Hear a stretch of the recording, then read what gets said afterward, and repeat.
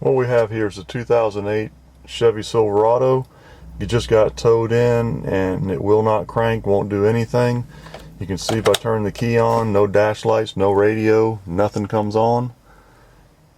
This thing's been to 2 or 3 other shops, and I told the customer when that happens again, just get it towed in and I'll check it from there, because they claim that every time it gets to a shop they start wiggling stuff around, it cranks up, the problem's gone, they can't figure it out. So we're going to do this very methodically to figure out what's wrong. And I'm going to leave the key on so we can see what happens.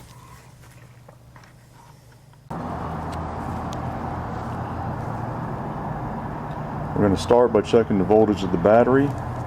And I'm using a clip on one terminal and going to probe the other one with the test lead so we can see what the voltage is. And looking at the voltage, the basic battery voltage is 12.34 volts. I'm going to go from the battery terminal to the battery post to the battery terminal. Still a good reading. I'm going to go from the battery terminal down to the engine to see if we still have a 12-volt circuit.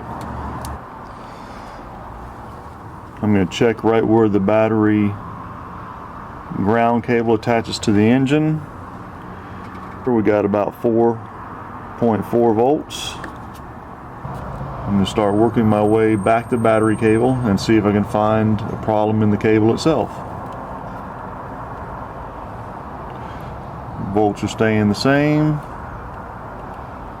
Volts are staying the same.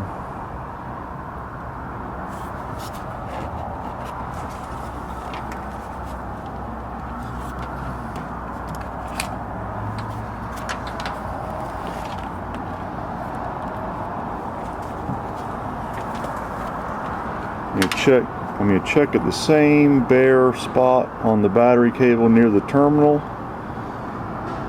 And we still got approximately 4 volts. Now I won't be able to do this test and maintain everything in place, but I left the key on, so what's going to happen is when I go ahead and grab that cable and wiggle it around, we're going to see the volts come up and probably hear some clicking and popping and lights coming on and all that good stuff.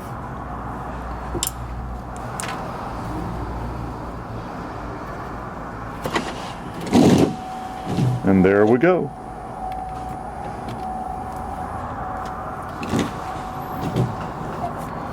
You heard a bunch of snapping and popping, everything came on. And now if we check in the same location, we have 11.58 volts.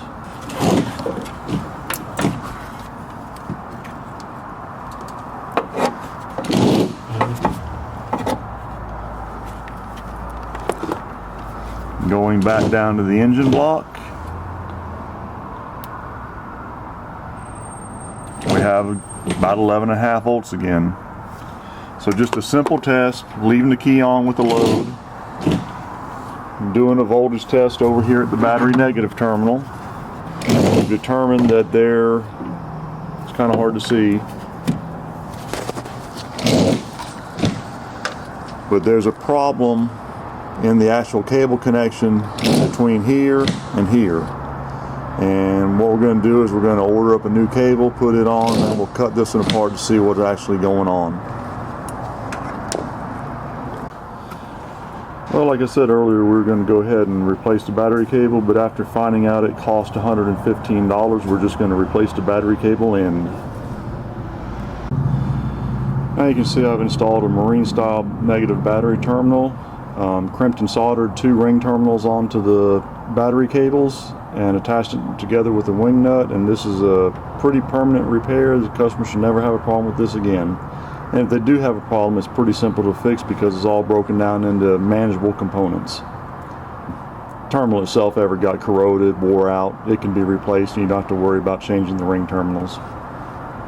All I have to do is finish putting the brackets and hold down bolt back together and we'll be good to go on this one. Have it fixed now. Well, everything lights up and cranks up and runs like it should. It's pretty good, 178,000, almost 179,000 on this Silverado. It's amazing how long these vehicles last nowadays. As you can see, I've got the terminal cut apart, and we're looking at arc marks here, here, and here, and generally down here on the cable strands. And that, unfortunately, is the only place where this cable and terminal have been making connection for quite some time. And it was just a matter of time before it would fail completely.